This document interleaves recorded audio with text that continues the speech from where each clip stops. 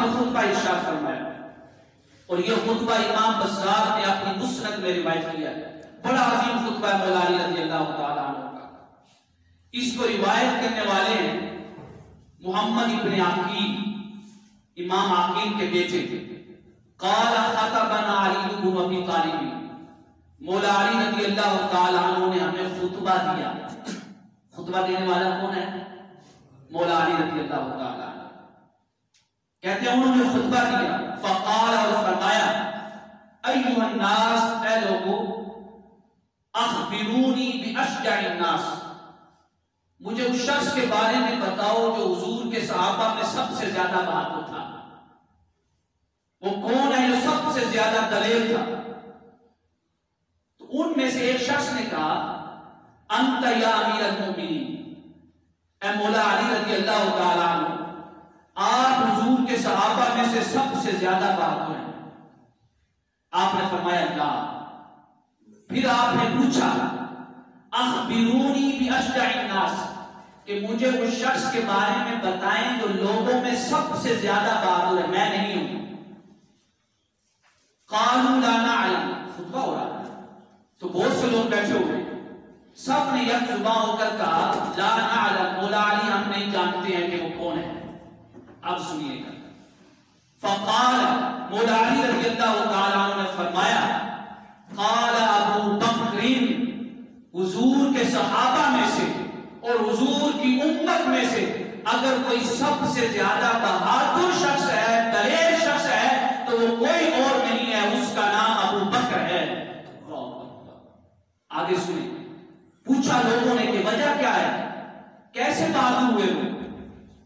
فرماتے انہو لما کان یوم بدر، یا بدر کا دن تھا، میدان بدر تھا، جعلنا لرسول اللہ صلی اللہ علیہ وسلم عریشا، ہم سب نے مل کر حضور نبی اکرم صلی اللہ علیہ وسلم کے لیے ایک سائبان بنایا جس کے نیچے آپ تشریف فرماؤ، رات کا بھی پڑاؤ کریں اور دن کا بھی پڑاؤ کریں۔ اب رات کا ٹائم ہے، فرماتے ہیں کہ ہم سارے لوگ جمع ہو گئے، سارے صحابہ کرام جمع ہو گئے۔ فقلنا، ہم نے پوچھا، من یکون مع رسول اللہ صلی اللہ علیہ وسلم لیلا، رات کو حضور کی نوکری کون کرے گا، حضور کا دفاع کون کرے گا، مصطفیٰ کے جو سائبان ہے اس کے ارد گرد کون مصطفیٰ کا محافظ بن کے پوری رات گزارے گا؟ کہتے ہیں کہ ہم میں سے ہر شخص خاموش رہا۔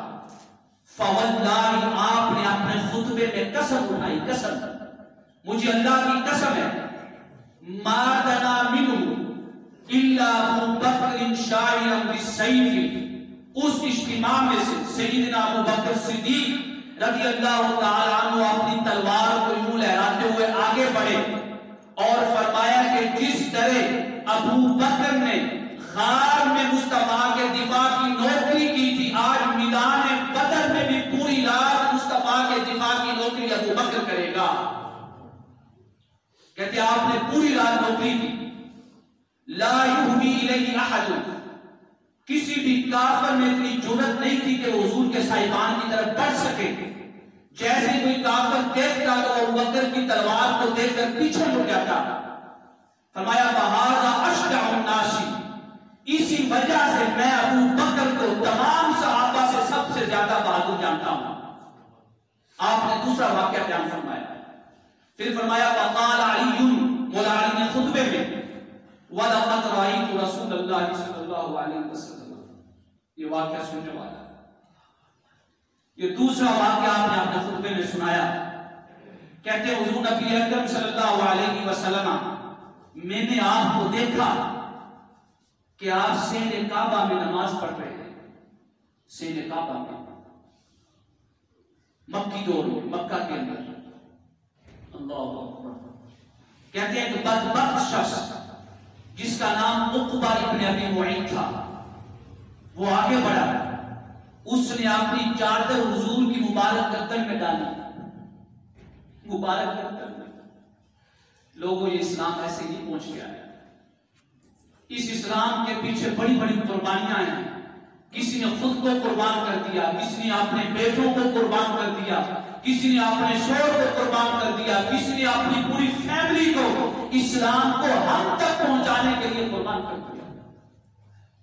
اس نے جب آپ کی مبارک گردن میں چادر ڈالی نا، اس بدبخت عتبہ ابن ابی معیط نے، یہ شروع میں حضور کا بڑا دوست تھا، لیکن جب آقا کریم علیہ السلام نے کلمہ حق بلند کیا، یہی سب سے بڑا دشمن بن گیا۔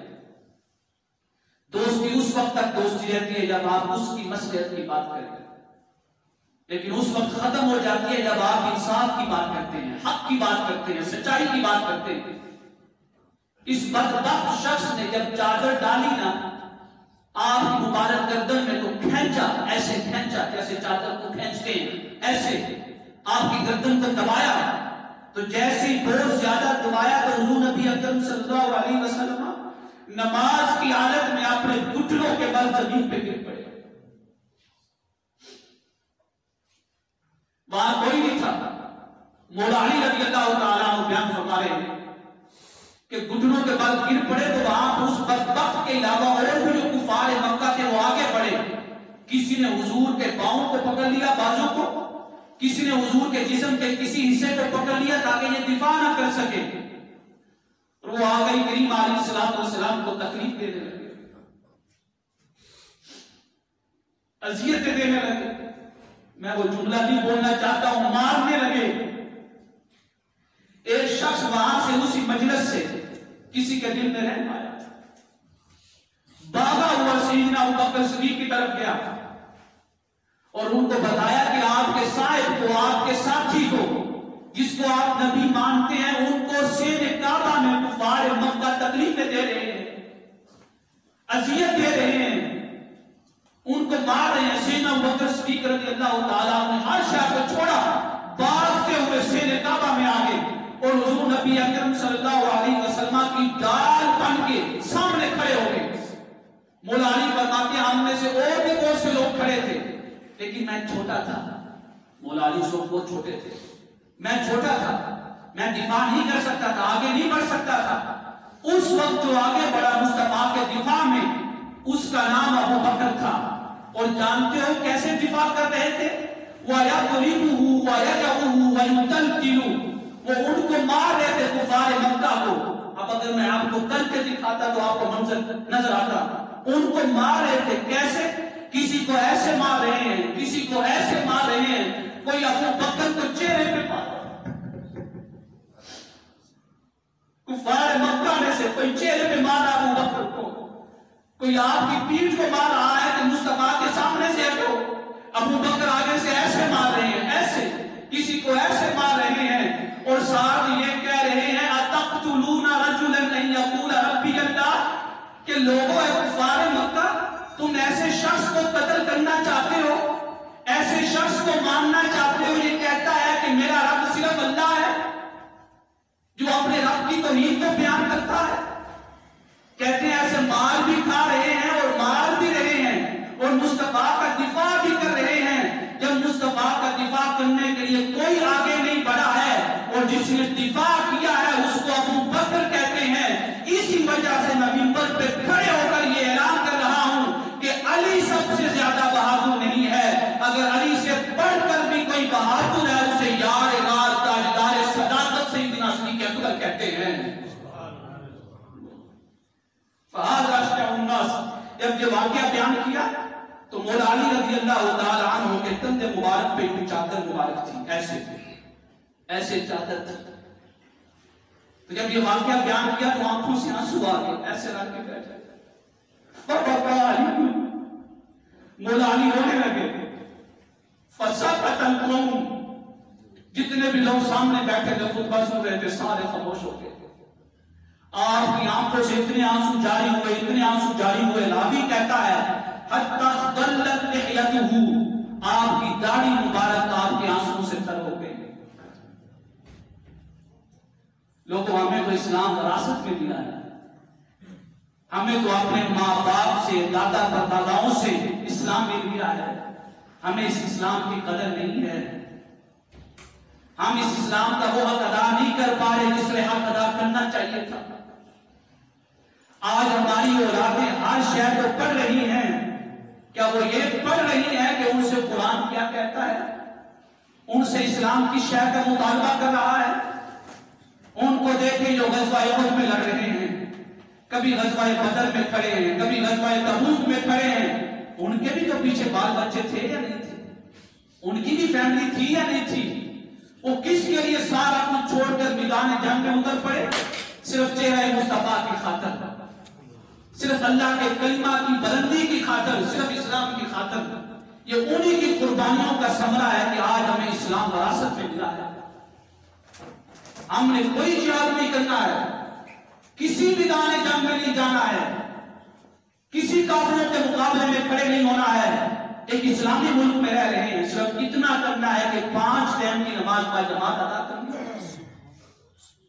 کتنے لوگ اپنا محاسبہ خود کریں کہ وہ خود یا ان کی فیملی کے افراد, ان کی اولادیں دن میں 5 وقت کی نماز با جماعت تو الگ شے ہے, کیا با جماعت کے بغیر بھی نماز پڑھتے ہیں نہیں پڑھتے؟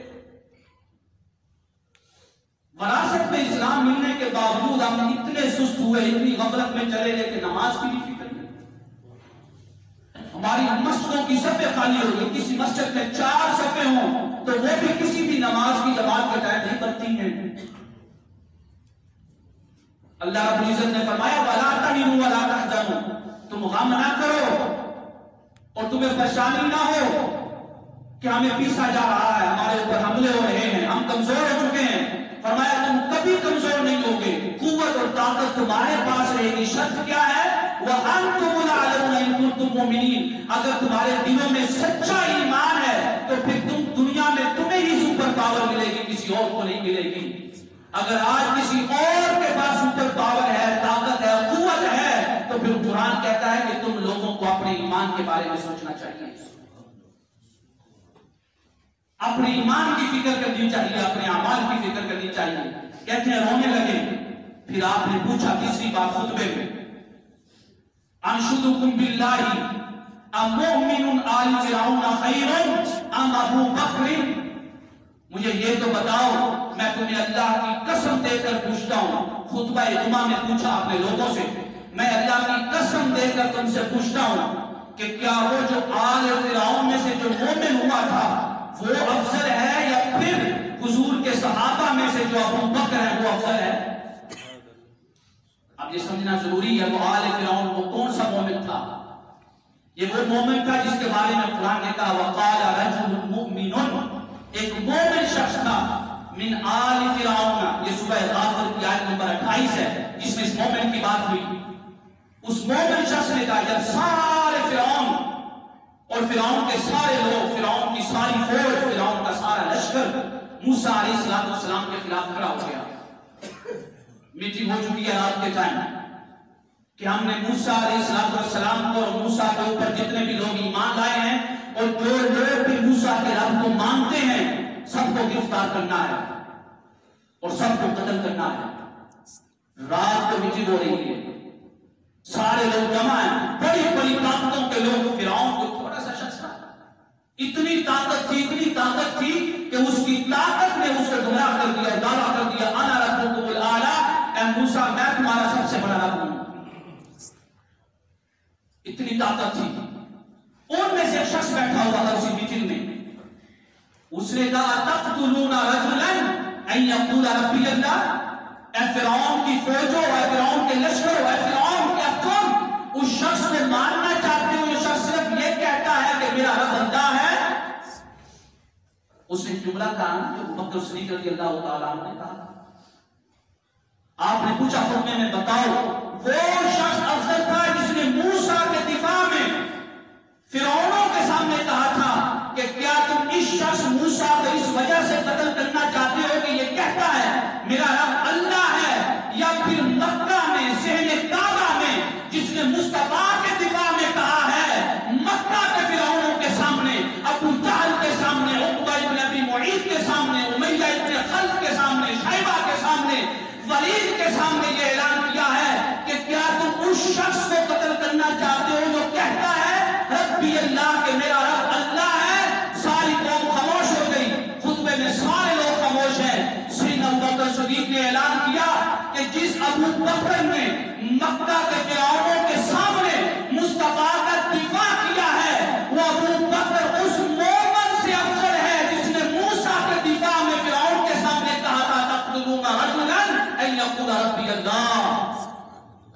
فرمایا کیوں افضل ہے؟ اس لیے کہ اس نے اپنے ایمان کو چھپایا تھا. کسی کو نہیں معلوم تھا کہ یہ جو شخص بات کر رہا ہے ہماری میٹنگ میں بیٹھ کے یہ موسیٰ پہ ایمان رکھتا ہے، موسیٰ کے رب پہ ایمان رکھتا ہے علیہ السلام. اس نے اپنے ایمان کو چھپایا ہوا تھا. لیکن ابو بکر نے جب مکہ کے اندر دفاع مصطفیٰ میں مکہ کے فرعونوں کے سامنے یہ کہا اتقتلون رجلا ان یقول ربی اللہ، تو ابو بکر نے اپنے ایمان کو چھپایا ہوا نہیں تھا. مکہ کا ہر فرعون جانتا تھا کہ ابو بکر مصطفیٰ کا غلام ہے. مصطفیٰ سے پیار کرنے والا ہے. آگے آئیں. پھر آپ نے خطبہ دیا، بڑا طویل خطبہ ہے. اس کو امام ابن جوزی نے مولا علی رضی اللہ تعالیٰ عنہ نے خطبہ دیا. اس کو امام ابن